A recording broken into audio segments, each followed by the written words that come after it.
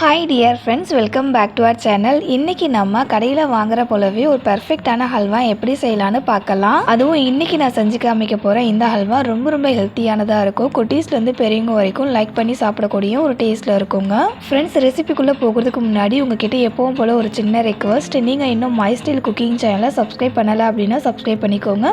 ரெசிபியையும் last வரைக்கும் skip பண்ணாமல் பாருங்கள். வாங்க ரெசிபிக்குள்ளே போகலாம். ஹல்வா செய்கிறதுக்காக இந்த மாதிரி நல்ல பழுத்த வாழைப்பழமாக எடுத்துக்கோங்க. நான் வந்துட்டு ரஸ்தாலி வாழைப்பழம் எடுத்திருக்கேன். உங்ககிட்ட எந்த வாழைப்பழம் இருக்கோ அதை நீங்கள் எடுத்துக்கலாம். மோஸ்ட்லி வாழைப்பழம் இந்த மாதிரி நல்லா பழுத்துருச்சு அப்படின்னா யாருமே சாப்பிட்றதுக்கு லைக் பண்ண மாட்டாங்க. நம்ம வெளியே தான் தூக்கி போடுவோம். அந்த மாதிரி வேஸ்ட் பண்ணாமல் இதுக்கப்புறம் பழுத்த வாழைப்பழம் இருந்துச்சு அப்படின்னா இன்றைக்கி நான் செஞ்சு காமிச்சிருக்க போல் ஹல்வா செஞ்சு கொடுத்து பாருங்கள். ஹல்வா கொஞ்சம் கூட மிச்சமாகாது, எல்லாமே காலியாகிடும். அந்த அளவுக்கு டேஸ்டியாக இருக்கும். இப்போது இந்த வாழைப்பழத்தோடைய தோலை ரிமூவ் பண்ணிவிட்டு இந்த மாதிரி சின்னதாக கட் பண்ணி மிக்ஸி கப்பில் சேர்த்துக்கோங்க. வாழைப்பழத்து கூட 3 டேபிள் ஸ்பூன் அளவுக்கு கார்ன்ஃப்ளவர் சேர்த்துக்கலாம்.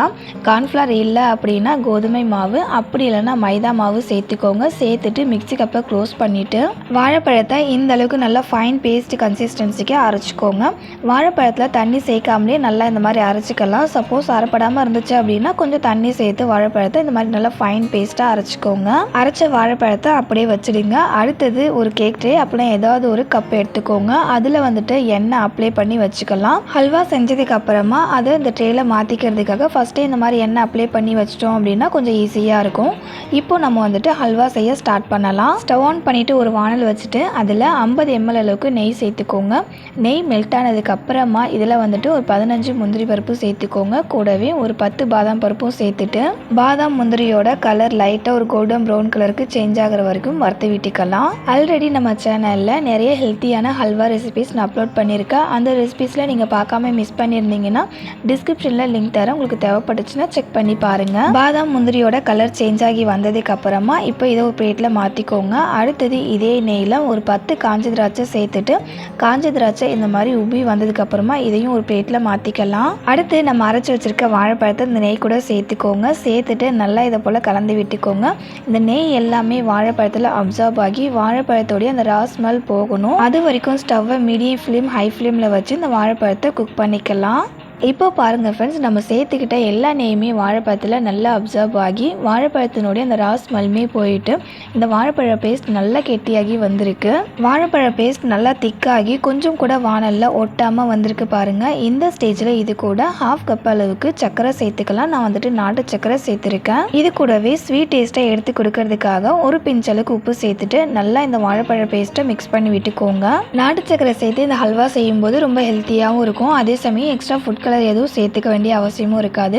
நாட்டு சர்க்கரைக்கு பதிலாக நீங்கள் வெல்லம் கூட சேர்த்துக்கலாம். சர்க்கரையை சேர்த்து மிக்ஸ் பண்ணி விடும்போது இந்த வாழைப்பழ பேஸ்ட் வந்து கொஞ்சம் ஏலக்கமாக இருக்கிற போல இருக்கும். நம்ம கைவிடாமல் ஒரு 10 நிமிஷத்துக்கு மிக்ஸ் பண்ணி விட்டுட்டே இருந்தோம் அப்படின்னா திரும்ப நல்லா கெட்டியாகி வந்துடும். உங்களுக்கு ஹல்வா நல்லா சாஃப்டாக வேணும் அப்படின்னா சர்க்கரை சேர்த்து ஒரு 5 நிமிஷம் குக் பண்ணதுக்கு அப்புறமா ஸ்டவ்வை ஆஃப் பண்ணிவிட்டு இந்த ஹல்வா வந்து நீங்கள் சர்வ் பண்ணிக்கலாம். நான் வந்துட்டு இன்றைக்கி உங்களுக்கு கடையில் வாங்குற போலவே ஹல்வா செஞ்சு காமிக்க போகிறேன். அதனால நாட்டு சர்க்கரை சேர்த்துட்டு ஒரு 10லேருந்து 15 நிமிஷம் வரைக்கும் ஸ்டவ் வந்துட்டு மீடியம் ஃப்ளேம் ஹை ஃப்ளேமில் வச்சு குக் பண்ணிக்க போகிறேன்.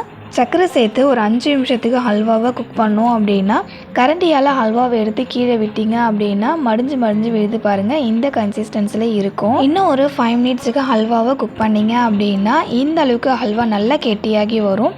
இந்த ஸ்டேஜில் நம்ம ஏற்கனவே நெய்யில் வறுத்து வச்சுருக்க ட்ரை நட்ஸை இந்த ஹல்வா கூட சேர்த்துட்டு நல்லா மிக்ஸ் பண்ணிவிட்டு இன்னும் ஒரு 5 மினிட்ஸ்க்கு நம்ம இந்த ஹல்வாவை குக் பண்ணிக்கலாம். 5 மினிட்ஸ் குக் பண்ணதுக்கு அப்புறமா பாருங்கள் ஹல்வா ஒரு கரெக்டான கன்சிஸ்டன்சிக்கு வந்திருக்கு. நம்ம ஹல்வா செய்கிறதுக்காக நெய் சேர்த்துக்கிட்டோம்ல, அந்த நெய் எல்லாமே ஹல்வாவிலேருந்து நல்லா செப்பரேட் ஆகி வந்திருக்கு பாருங்கள். அதே போல் இந்த ஹல்வா வந்துட்டு வானலில் ஒட்டாமல் எந்த அளவுக்கு நல்லா உருண்டு திரண்டு வருதுன்னு பாருங்கள். நான் வந்துட்டு அந்த ஹல்வாவை கரண்டியால் எடுத்து விட்டேன் அப்படின்னா எந்த அளவுக்கு நல்லா மடிஞ்சு விழுதுன்றதையும் பாருங்கள். இதுதான் ஹல்வாவுடைய கரெக்டான கன்சிஸ்டன்சி. இந்த மாதிரி இருந்துச்சு அப்படின்னா ஹல்வா கரெக்டான கன்சிஸ்டன்சிக்கு வந்துருச்சு அப்படின்றத நீங்கள் தெரிஞ்சுக்கலாம். இந்த ஸ்டேஜில் ஸ்டவ் ஆஃப் பண்ணிவிட்டு இந்த ஹல்வாவை ஏற்கனவே எண்ணெய் அப்ளை பண்ணி வச்சுருக்க ட்ரேயில் மாற்றிக்கலாம். ட்ரேயில் ஹல்வாவை போடும்போதே பாருங்கள் எந்த அளவுக்கு நல்லா வழன்னு இருக்குது அப்படின்னு. ட்ரேயில் ஹல்வாவை சேர்த்ததுக்கு அப்புறமா லெவல் பண்ணி விட்டுக்கோங்க. லெவல் பண்ணி விட்டதுக்கு அப்புறமா இந்த ஹல்வாவுடைய சூடு கம்ப்ளீட்டாக ஆற விட்டுடணும். ஹல்வாவுடைய சூடு நல்லா ஆறினதுக்கு அப்புறம் கட் பண்ணோம் அப்படின்னா தான் கட் பண்ணுறதுக்கு ரொம்பவே ஈஸியாக இருக்கும். கத்தியில் ஒட்டி பிடிக்காமல் இருக்கும். ஹல்வாவுடைய சூடு கம்ப்ளீட்டாக ஆறுனதுக்கு அப்புறமா பாருங்கள், இப்போது அந்த ட்ரேயில் இருந்துட்டு நம்ம வேறொரு பிளேட்டுக்கு இந்த ஹல்வாவை மாற்றிட்டு உங்களுக்கு எந்த ஷேப்பில் கட் பண்ணணும்னு தோணுதோ அந்த ஷேப்புக்கு நீங்கள் கட் பண்ணிக்கலாம். கத்தியால் கட் பண்ணும்போது ரொம்ப ஹார்டாகவும் இருக்காது, ரொம்ப சாஃப்டாகவும் இருக்காது, மீடியமாக இருக்கும். நம்ம கடையெல்லாம் வாங்கி சாப்பிடுவோம்ல ஹல்வா, அதே போலவே இருக்கும். ஹல்வாவை பார்க்கும்போது செம்ம டெம்டிங்காக இருக்குல்ல, ரொம்பவே ஹெல்த்தியான ஒரு ஹல்வாவும் கூட. கண்டிப்பாக இந்த ஹல்வாவை நீங்களும் ட்ரை பண்ணி பாருங்கள். ட்ரை பண்ணி பார்த்துட்டு உங்களுடைய ஃபீட்பேக்கை என் கூட கமெண்ட்டில் ஷேர் பண்ணிக்கோங்க. ஹல்வாவை நான் ஒரு பீஸ் எடுத்து அழுத்தி காமிக்கிறேன் பாருங்கள், எவ்வளோ ஒரு பர்ஃபெக்டான டெக்ஸ்சரில் வந்திருக்கு அப்படின்றத பார்க்கும்போதே உங்களுக்கு தெரியும். இந்த வாழைப்பழ ஹல்வா ரெசிபி உங்களுக்கு பிடிச்சிருந்தது அப்படின்னா இந்த வீடியோக்கு ஒரு லைக் பண்ணிக்கோங்க. உங்கள் ஃப்ரெண்ட்ஸ் அண்ட் ரிலேட்டிவ்ஸ்க்கும் ஷேர் பண்ணிக்கோங்க, அவங்களுக்கும் ரொம்பவே யூஸ்ஃபுல்லாக இருக்கும். இதே போல் ஒரு டிஃப்ரெண்ட்டான அண்ட் டேஸ்டியான ஹெல்த்தியான ரெசிபியோட அடுத்த ஒரு வீடியோவில் மீட் பண்ணலாம் ஃப்ரெண்ட்ஸ். தேங்க்ஸ் ஃபார் வாட்சிங்.